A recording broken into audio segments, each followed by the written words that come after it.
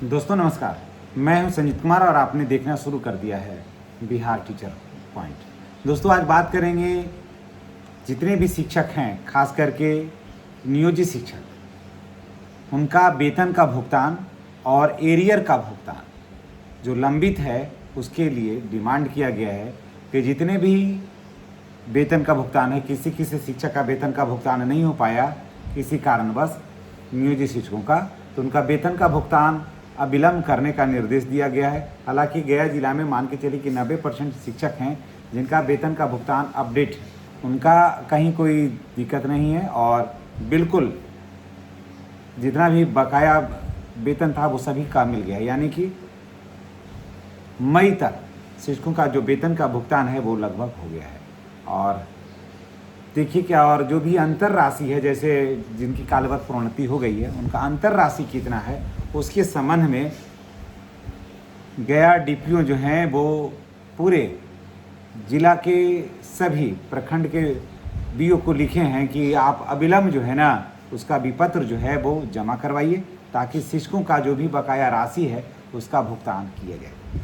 तो हम लोग के यहाँ जो गया वगैरह में है कि लोगों का टोटल जैसे वेतन ही मिल गया जाता है समय से, किसी कारण से किसी का छूट जाता है तो उसके लिए भी देखिए लेटर है और उसके बाद अखबारों के कटिंग भी हम आपको दिखा रहे हैं। उसके बाद जो एरियर है, समझ गए, जो एरियर है यानी कि 2018 के बाद से, जी हाँ 2018 के बाद से जो एरियर है जो बन रहा है वो नियोजित शिक्षकों का कालवश प्रोन्नति वगैरह का वो कम से कम तो 2.5 लाख 3 लाख के आसपास है।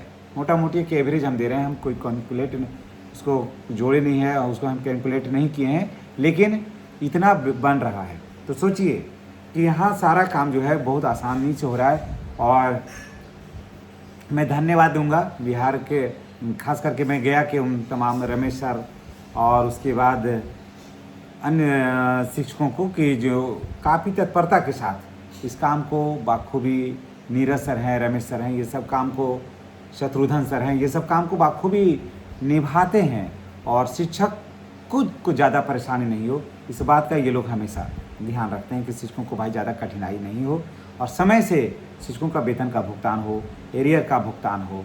क्योंकि शिक्षक जो हैं वो समय से विद्यालय आते हैं, समय से विद्यालय से जाते हैं, तो उनका वेतन है या एरियर है तो लंबी ज़्यादा नहीं रहे।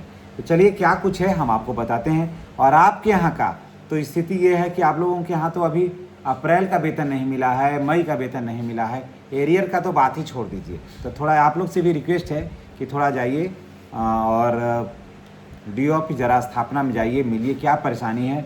वहाँ डीपीओ सर हैं बैठे हुए, उनसे देखिए, बात करिए, जानिए कि क्या परेशानी है। चलिए हम थोड़ा सा अखबार का कुछ कटिंग ले लेते हैं। वेतन भुगतान में लापरवाही पर विभाग सख्त।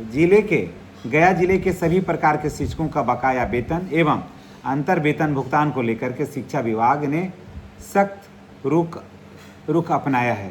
विभाग द्वारा पूर्व में सभी प्रखंड के शिक्षकों को बकाया वेतन एवं अंतर वेतन विपत्र उपलब्ध कराने का निर्देश दिया गया है ताकि लंबित भुगतान की जो प्रक्रिया है वो शीघ्र पूरा किया जा सके। लेकिन विभागीय समीक्षा में यह सामने आया कि अब तक किसी भी प्रखंड से संबंधित वेतन विपत्र कार्यालय को उपलब्ध ही नहीं करवाया गया है।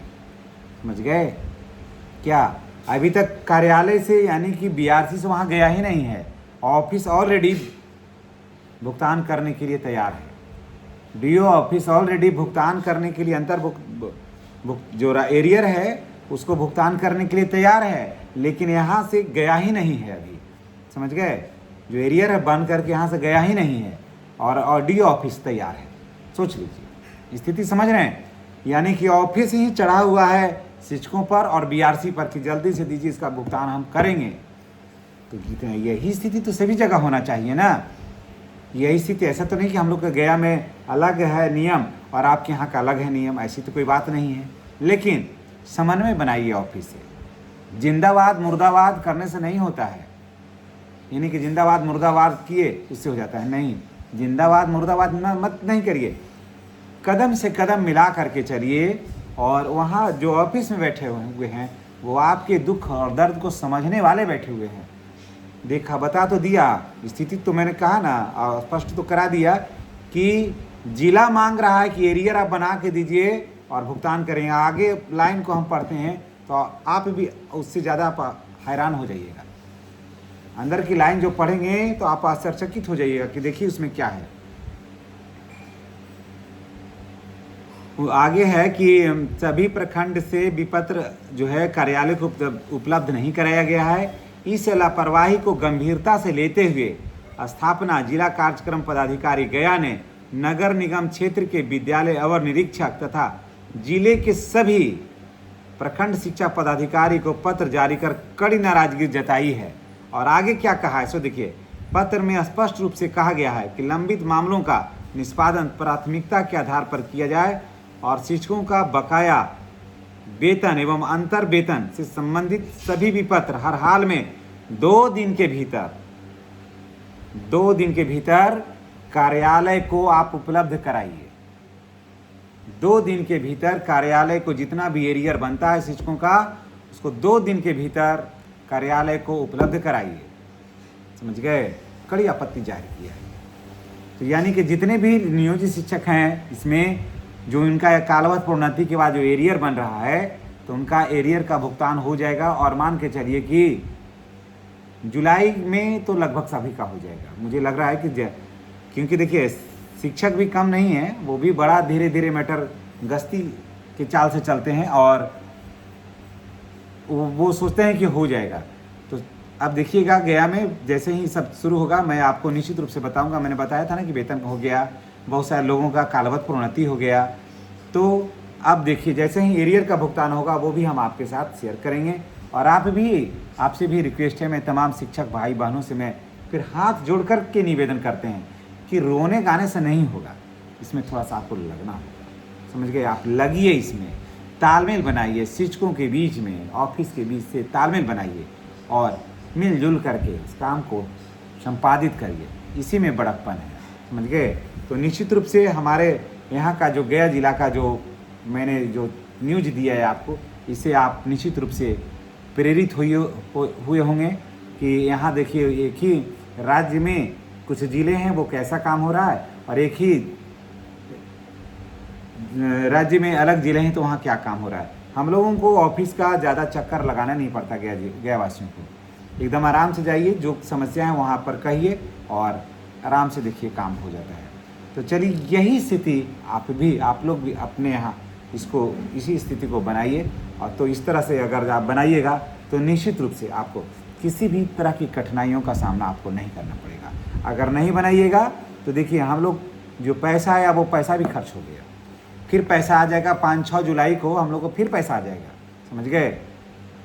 फिर आ जाएगा, तब तक आप फिर इंतज़ार ही करिएगा। तो ऐसा नहीं हो, तालमेल थोड़ा बनाइए। देखिए कि समस्या क्या है, उस समस्या का जो है ना उसको सोल्व करने का प्रयास करिए। और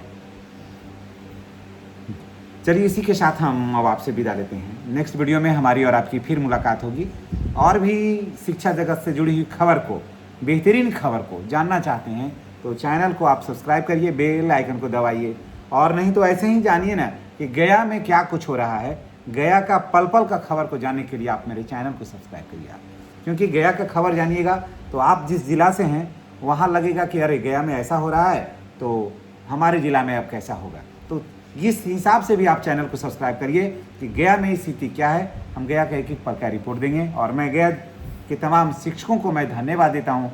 खास करके मैं रमेश सर को धन्यवाद देता हूँ, नीरज सर को धन्यवाद देता हूँ, शत्रुघ्न भाई को मैं धन्यवाद देता हूँ कि शिक्षकों की समस्याओं को लेकर के वो हमेशा तत्पर रहते हैं। चलिए इसी के साथ हम मिलेंगे नेक्स्ट वीडियो में नेक्स्ट अपडेट के साथ। चैनल पर फर्स्ट बार आए हैं तो चैनल को सब्सक्राइब करना नहीं भूलिएगा। धन्यवाद।